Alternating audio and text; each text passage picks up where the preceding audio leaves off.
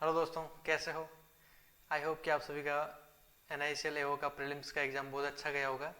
ये 14 सितंबर को 2 शिफ्ट में एग्ज़ाम था। मेरा सेकंड शिफ्ट में एग्ज़ाम था, ये 4:30 वाली में। तो उसके अकॉर्डिंग मैं अपना एग्ज़ाम एनालिसिस आपको बताऊंगा। तो यहाँ देखिए, सब्जेक्ट वाइज मैं आपको बताऊंगा कि कौन कौन से टाइप के क्वेश्चन आए थे, और अगर किसी का आंसर याद है तो वो भी बताऊंगा, और मेरे कितने अटैम्प्ट थे और उस पर्टिकुलर सब्जेक्ट का क्या लेवल था वो भी बताऊंगा आपको। तो देखिए दोस्तों, पहला तो इंग्लिश में सबसे पहले एक आरसी आया। आरसी था कोई अमेरिकन रेजिडेंस के बारे में था, जो एक रिसाइकलिंग जो होता है ना, रिसाइकलिंग हैबिट के बारे में। तो काफ़ी इजी था आरसी, ज़्यादा इतना कुछ टफ था नहीं। नॉर्मल वोकेब वगैरह, 2-3 वोकेब के क्वेश्चन थे इसमें,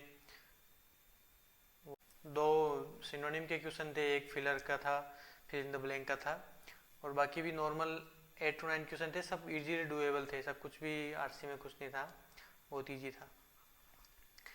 वर्ड स्वैप के यहाँ 3 से 4 क्वेश्चन थे, वो भी बहुत इजी थे। पेरा जंबल थोड़ा सा ऐसे देखने में बड़ा लग रहा था, लेकिन एक बार पढ़ने के बाद में जो फर्स्ट एंड सेकंड जोड़ते जाते हैं उसके हिसाब से अपने आप जुड़ता जुड़ता जा रहा था। तो मेरा ये था। आपका अगर कुछ और है ये सीक्वेंस, तो आप कमेंट सेक्शन में बता सकते हैं। एरर्स तो थे, वो भी नॉर्मली आइडेंटिफाई हो रहे थे पढ़ने के साथ ही।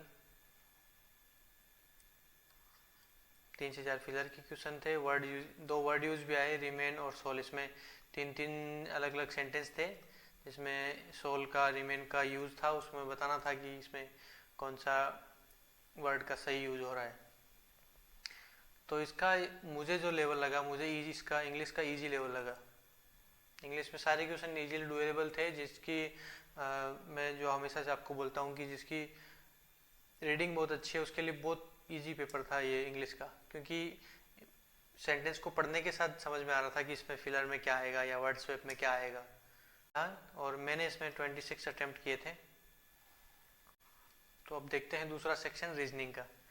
तो यहाँ जो दूसरा सेक्शन था रीजनिंग, आजकल रीजनिंग के एक पेपर में ऐसा होने लग गया कि जो पजल्स हैं वो काफ़ी ट्रिकी आने लग गई। मतलब पजल आपको देखने में ऐसा लगेगा कि बहुत इजी है और सबसे पहले मैं यही बना लेता हूँ, लेकिन जब करने जाते हैं, बना लेते हैं, उसके बाद में आंसर करने जाते हैं तो क्वेश्चन भी बहुत ट्रिकी बना देते हैं, विच फॉलो विच नॉट फॉलो।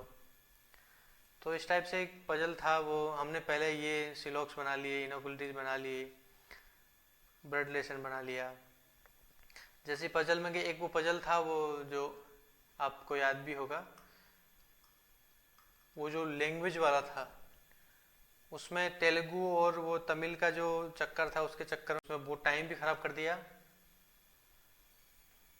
फिर जल्दी से मैंने उसको बनाया। बाद में बाकी 2 पजल थे, एक एज एज बेस्ड था, वो भी थोड़ा ट्रिकी था, और एक वो 9 बॉक्सेस वाला था।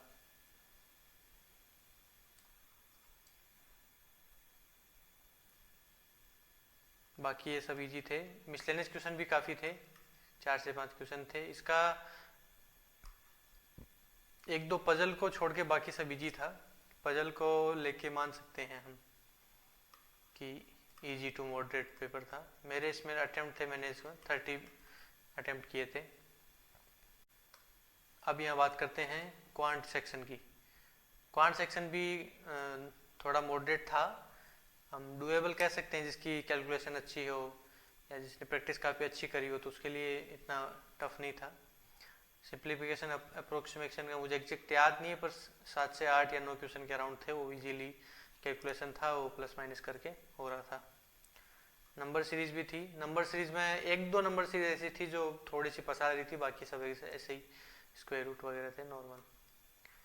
अरिथमेटिक के भी काफ़ी क्वेश्चन थे, जिसने अच्छे से पढ़ रखा है और अच्छी प्रैक्टिस करी थी उसके लिए नॉर्मली डुएबल थे। ऐसा कुछ नहीं था कि कहीं फंसा रहे हो, ऐसा कुछ। डीआई थी, यहाँ पर डीआई में एक कैसलेट डीआई भी थी। कैसलेट डीआई में वो जो रेशियो बना के, जो जैसे मैं करता हूँ, वो एक्स और वाई वाला वो रेशियो बना के वैसे करते हैं, तो उसका 1 का वैल्यू आते ही फिर पूरा फिल हो गया था, और बाद में इजीली आंसर्स उसके हो गए थे। तो ये हो गया। इसमें ये इसका भी थोड़ा इजी टू मॉडरेट लेवल था। और क्वांट में मैंने 25 अटेम्प्ट किए थे, तो टोटल मेरे हो गए, इंग्लिश में थे मेरे 26, रीजनिंग में 30 और क्वांट में 25, टोटल 81 अटेम्प्ट है। लेकिन मुझे फिर भी लग रहा है कि मतलब वो स्पीड और वो जो हम अपनी तैयारी के टाइम में प्राइम टाइम में करते थे उसकी स्पीड से नहीं कर पाए। काफ़ी जगह रीजनिंग में भी फंस गए। रीजनिंग में जो 2-3 मिसलेनियस क्वेश्चन थे वो रह गए, एक दो पजल में जो आंसर जो फंस रहा था वो नहीं हो पाया।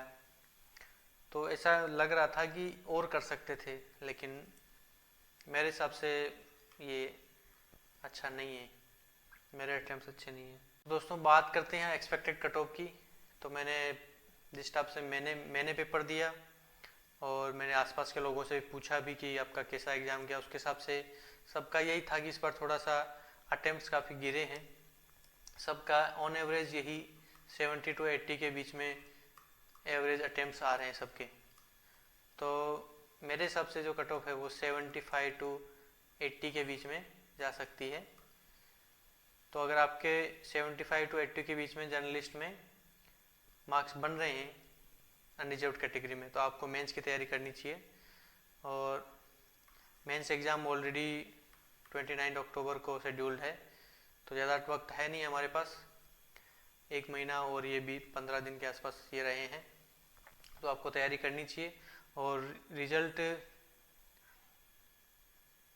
सितंबर लास्ट या अक्टूबर फर्स्ट में तो आ ही जाएगा।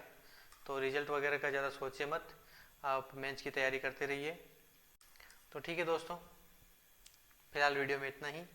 और ऐसे ही एग्ज़ाम रिलेटेड वीडियोस के लिए हमारे चैनल को सब्सक्राइब कर लीजिए। अगर आपको वो NICL AO के प्रीलिम्स से रिलेटेड या किसी भी एग्ज़ाम से रिलेटेड कोई भी डाउट हो तो चैनल के डिस्क्रिप्शन में हमारे टेलीग्राम ग्रुप का लिंक दिया गया, उसको ज्वाइन कर लीजिए और वहाँ पूछ सकते हैं। और भी काफ़ी स्टूडेंट्स हैं वहाँ पे, तो वो भी आपको आंसर कर देंगे, मैं भी आंसर कर दूँगा। चलो ठीक है, पढ़ाई करते रहिए। All the best.